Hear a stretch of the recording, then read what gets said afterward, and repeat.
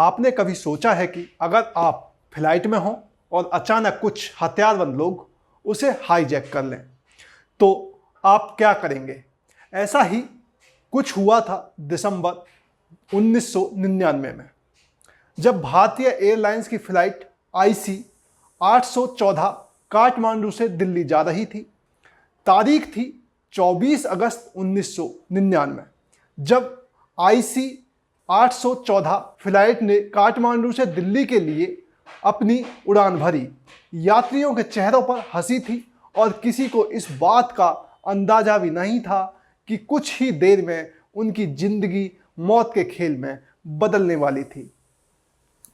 Flight ने जैसे ही भारतीय सीमा में प्रवेश किया, सब कुछ सामान्य लग रहा था, लेकिन तभी कुछ अजनबी चेहरे जो यात्रियों की तरह नजर आ रहे थे अचानक से हथियार निकालते हैं और अगले कुछ ही मिनटों में वो फ्लाइट को अपने कब्जे में ले लेते हैं।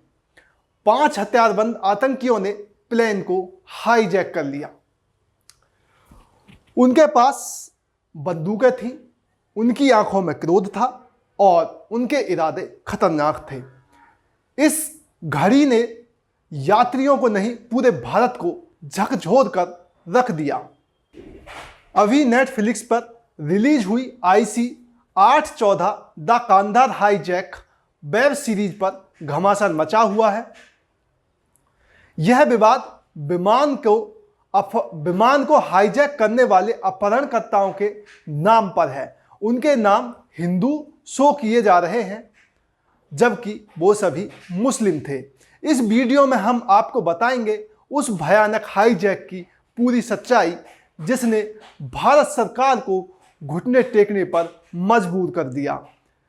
क्यों उस समय की सरकार ने एक बड़े फैसले के तहत 3 खतरनाक आतंकवादियों को रिहा किया था। इस घटना के पीछे की हर छोटी से छोटी जानकारी को समझने के लिए वीडियो को अंत तक जरूर देखें, क्योंकि यह कहानी आपको सोचने से भी ज़्यादा हैरान कर देने वाली है। नमस्ते, मेरा नाम है अमित सोलंकी। फ्लाइट IC 814 एक एयरबस 300 विमान था। 24 दिसंबर 1999 को यह फ्लाइट काठमांडू के त्रिभुवन अंतर्राष्ट्रीय हवाई अड्डे से दिल्ली के इंदिरा गांधी अंतर्राष्ट्रीय हवाई अड्डे के लिए उड़ान भरने वाली थी। शाम करीब 4 बजे तक सभी यात्री विमान में बैठ चुके थे। फ्लाइट में लगभग 176 यात्री सवार थे, जिनमें कुछ पर्यटक, कुछ बिजनेसमैन और कुछ परिवार भी थे। सभी को उम्मीद थी कि कुछ घंटों में वो विमान दिल्ली पहुंच जाएंगे और अपने कामों में लग जाएंगे, लेकिन उन्हें क्या पता था कि उनकी जिंदगी का सबसे बड़ा हादसा होने वाला था। फ्लाइट हवा में थी, यात्री शांत बैठे थे, कुछ लोग अखबार पढ़ रहे थे, कुछ संगीत सुन रहे थे, तो कुछ लोग सो रहे थे। तभी अचानक फ्लाइट में अफरा तफरी मच गई। 5 लोग जो अब तक यात्री की तरह बर्ताव कर रहे थे, अचानक खड़े हो गए। उनमें से एक ने जोर से चिल्लाया, यह फ्लाइट अब हमारे कब्जे में है, यह फ्लाइट हमारी है। उसने अपनी कमर से एक चाकू निकाला और फ्लाइट अटेंडेंट को धमकाते हुए विमान के कॉकपिट की ओर बढ़ा। कुछ ही सेकंड में बाकी 4 ने भी अपने हथियार निकाल लिए और यात्रियों को बंधक बना लिया। फ्लाइट अब पूरी तरह से हाईजैक हो चुकी थी। यात्रियों की सांसें थम गई, उनके चेहरे पर डर साफ दिखाई दे रहा था, लेकिन कोई कुछ कहने या करने की हिम्मत में नहीं था। फ्लाइट के अंदर हर कोई खुद को असहाय महसूस कर रहा था और यही वो पल था जब IC 814 को हाईजैक शुरू हुआ। ये 5 हाईजैकर्स, जिनके नाम बाद में सामने आए, पाकिस्तान स्थित आतंकवादी संगठन हरकत उल मुजाहिदीन से जुड़े थे। वे अपने साथी आतंकवादियों की रिहाई चाहते थे, जो भारत की जेलों में बंद थे। उनके नेता का नाम इब्राहिम अतहर था, जो खुद एक खतरनाक आतंकवादी माना जाता था। उसके साथ 4 अन्य लोग थे, शकीर, सनील अहमद, मिस्त्री जाहिद और शेर खान। ये सभी कड़ी ट्रेनिंग से गुजरे हुए थे और किसी भी हद तक जाने के लिए तैयार थे। यात्रियों को शुरू में लगा कि ये कोई साधारण डकैती या फिरौती की घटना हो सकती है, लेकिन जैसे ही इन आतंकवादियों ने अपनी मांगें स्पष्ट की, सबकी आंखें खुल गईं। उन्होंने साफ कह दिया कि अगर उनकी मांगें नहीं मानी गईं तो वो फ्लाइट को उड़ा देंगे। उनका लक्ष्य था भारतीय जेलों में बंद उनके साथियों की रिहाई। फ्लाइट के अंदर यात्री मानसिक रूप से टूटने लगे थे। जो लोग अभी कुछ ही समय पहले हंसी खुशी में अपने सफ़र की तैयारी कर रहे थे, अब उनकी आंखों में सिर्फ डर और घबराहट थी। कुछ लोग अपने परिवार के बारे में सोच रहे थे तो कुछ भगवान से प्रार्थना कर रहे थे कि वो इस विपदा से बचाए जाएं। इसी बीच हाईजैकर्स ने यात्रियों को सख्त चेतावनी दी कि कोई भी उनकी अनुमति के बिना अपनी सीट से नहीं उठेगा। हाईजैकर्स ने फ्लाइट के कॉकपिट में जबरन प्रवेश किया और पायलट को धमकी दी। पायलट, कैप्टन देव और उनके सहायक तुरंत समझ गए कि हालात अब उनके हाथ में नहीं हैं। आतंकवादियों ने उन्हें बंदूक के बल पर फ्लाइट का रूट बदलने का आदेश दिया। कैप्टन देव ने स्त्री को शांत करने की कोशिश की और समय की मांग की। उन्होंने अपनी तरफ से पूरी कोशिश की कि कोई ऐसा कदम न उठाए जिससे यात्रियों की जान को खतरा हो। पायलटों की सबसे बड़ी चिंता थी कि अगर हाईजैकर्स को नाराज किया गया तो वो फ्लाइट को उड़ा देंगे। वहीं दूसरी तरफ वे सरकार और एयर ट्रैफिक कंट्रोल को भी इस हालात की जानकारी देना चाहते थे, लेकिन हर कदम सोच समझकर उठाना था।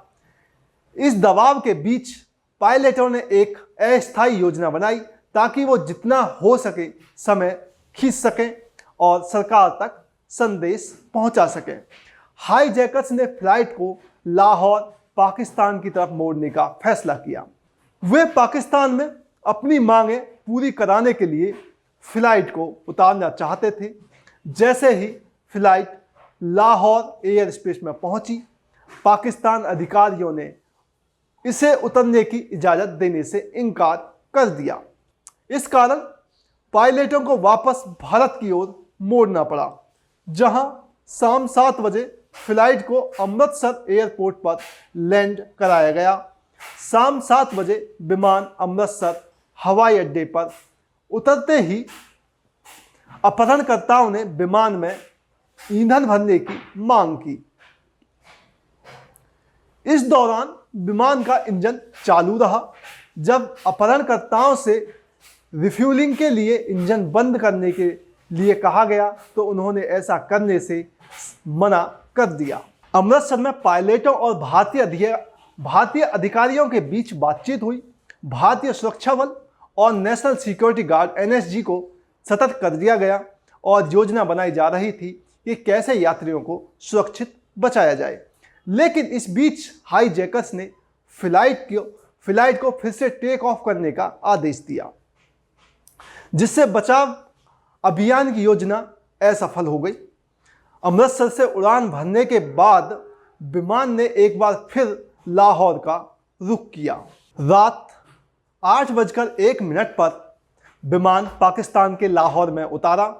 लाहौर ATC ने विमान को उतरने की अनुमति तब दी जब पायलट ने ATC लाहौर को बताया कि ईंधन खत्म हो जाने के कारण उसे विमान को क्रैश लैंड कराना ही पड़ेगा। लाहौर में विमान में ईंधन भरा गया। रात 10:32 पर विमान ने काबुल के लिए उड़ान भरी। काबुल से यह सूचना दी गई कि वहां रात में उतरने की कोई सुविधा नहीं है। ऐसे में विमान दुबई स्थित वायुसेना अड्डे पर उतरने के लिए रवाना हो गया और 25 दिसंबर 1999 को रात 1:32 पर वायुसेना अड्डे पर उतारा गया। संसद में सरकार के लिए जवाब के मुताबिक भारतीय राजदूत लगातार यूएई अधिकारियों के संपर्क में थे। यूएई अधिकारियों और अपहरणकर्ताओं के बीच बातचीत के बाद 27 यात्रियों की रिहाई सुनिश्चित की गई। इन यात्रियों में महिलाएं और बच्चे शामिल थे। रूपिन कत्याल नाम के एक यात्री को अपहरणकर्ताओं ने चाकू मार दिया था, जिनकी बाद में मौत हो गई थी। रूपिन का शव भी यहां उतारा गया। फिर उन्हें 25 दिसंबर को नागरिक उड्डयन मंत्री द्वारा एक विशेष विमान में भारत वापस लाया गया। जब लाहौर और अमृतसर में फ्लाइट को रोकने के प्रयास नाकाम हो गए, 25 दिसंबर 1999 को सुबह 6:20 पर विमान ने दुबई से उड़ान भरी और हाईजैकर्स ने कंधार अफगानिस्तान की ओर रुख किया। तालिबान सरकार उस समय अफगानिस्तान में थी और भारत के साथ उनके रिश्ते तनावपूर्ण थे, यानी तालिबानियों के साथ रिश्ते अच्छे नहीं थे। कंधार पहुंचने पर हाईजैकर्स की उम्मीदें बढ़ गईं कि अब वे अपने आतंकवादी साथियों को रिहा करवा सकते हैं। कंधार एयरपोर्ट पर फ्लाइट की लैंडिंग होते ही तालिबान के सशस्त्र गार्ड ने एयरपोर्ट को घेर लिया। स्थिति और भी नाजुक हो गई क्योंकि तालिबान ने इस पूरे मामले में एक तरह से तटस्थ रुख अपनाया, जिससे भारत के पास बहुत कम विकल्प बचे थे। इस वक्त तक भारत सरकार और आतंकवादियों के बीच सीधी बातचीत शुरू हो चुकी थी, लेकिन दोनों पक्षों के बीच स्थिति बेहद तनावपूर्ण थी। भारत सरकार के सामने अब एक बेहद कठिन सवाल था, क्या वो आतंकवादियों की मांगें माने और उनके साथियों को रिहा करें या फिर कोई सैन्य कार्रवाई करें। इस पूरी स्थिति में यात्रियों की जान बचाना सर्वोच्च प्राथमिकता थी, लेकिन आतंकवादियों को रिहा करने का मतलब था भविष्य में और भी बड़ी घटनाओं का खतरा। विभिन्न खुफिया एजेंसी और सुरक्षा विशेषज्ञों के साथ बैठकों का दौर चला। परिवारों का दबाव, मीडिया की सुर्खियां और अंतर्राष्ट्रीय स्तर पर हो रही आलोचना ने स्थिति को और भी जटिल बना दिया था। आखिरकार भारत सरकार ने फैसला किया कि बातचीत का रास्ता ही सबसे सही होगा। कांधार में फंसे यात्रियों के लिए हर पल मुश्किल भरा था। वे बिना किसी जानकारी के बस इंतजार कर रहे थे कि किसी को यह नहीं पता कि अगला पल उनके लिए कैसा होगा। उनके परिवारों के लिए यह समय और भी भयावह था। भारत में यात्री परिवार हर पल सरकार से जानकारी की मांग कर रहे थे। मीडिया में यह घटना प्रमुख खबर बनी हुई थी और जनता का गुस्सा भी बढ़ता ही जा रहा था। अगर गुजरते दिन के साथ यात्रियों की मानसिक और शारीरिक स्थिति बिगड़ती जा रही थी। फ्लाइट में खाने पीने की कमी हो गई और कई लोग बीमार पड़ने लगे। यात्रियों के मन में अब एक ही सवाल था, क्या वे अपने परिवार से दोबारा मिल पाएंगे? कई दिनों की बातचीत के बाद भारत सरकार ने आखिरकार आतंकवादियों की मांगें मान ली। इसके तहत मसूद अजहर, अहमद ओमर, शहीद शेख और मुश्ताक अहमद जरगर जैसे खतरनाक आतंकवादियों को रिहा किया गया। ये सभी आतंकवादी भारत की जेलों में गंभीर मामलों में बंद थे और उनकी रिहाई ने न केवल भारत बल्कि अंतर्राष्ट्रीय सुरक्षा भी खतरे में पड़ गई। मसूद अजहर की रिहाई एक महत्वपूर्ण मोड़ था, क्योंकि बाद में यह व्यक्ति जैसे मोहम्मद नामक आतंकवादी संगठन का मुखिया बना। इसने अपना संगठन बनाया जिसने भारत में कई आतंकी हमलों को अंजाम दिया, जिसमें 2001 का भारतीय संसद हमला भी शामिल था। जब आतंकवादियों की मांगें पूरी हो गई तो IC 814 के बंधकों को छोड़ दिया गया। भारतीय एयरलाइंस की फ्लाइट वापस भारत आ गई और यात्रियों की सुरक्षित वापसी हुई। लेकिन इस घटना ने पूरे देश को झकझोर कर दिया था। यात्रियों के लिए यह एक नई जिंदगी का आरंभ था, लेकिन इस दर्दनाक घटना की यादें हमेशा उनके साथ रहने वाली थी। भारत के लिए यह घटना न केवल सुरक्षा चुनौती थी, बल्कि यह भी दिखाया कि आतंकवाद से निपटने के लिए रणनीति, योजना और मजबूती की कितनी ज़रूरत है। आतंकवादियों की पहचान बहावलपुर निवासी इब्राहिम अतहर, शाहिद अख्तर शहीद कराची निवासी गुलशन इकबाल, कराची के डिफेंस एरिया निवासी सनी अहमद काजी, कराची के अख्तर कॉलोनी निवासी मिस्त्री अजहर इब्राहिम और सुक्कूर सिटी निवासी साकिर के रूप में हुई। IC 14 के हाईजैक ने भारत की सुरक्षा और कठोर नीति पर गहरा प्रभाव डाला। यह घटना एक यादगार सबक बन गई कि आतंकवाद के सामने मजबूती और सूझबूझ दोनों की आवश्यकता है। इस घटना के बाद भारत ने अपनी विमान सुरक्षा, आतंकवाद से निपटने की रणनीतियों में महत्वपूर्ण बदलाव किए, लेकिन मसूद अजहर और अन्य आतंकवादियों की रिहाई ने आने वाले वर्षों में और भी खतरनाक आतंकवादी गतिविधियों को जन्म दिया, जो आज भी भारत के लिए गंभीर चुनौती बनी हुई है।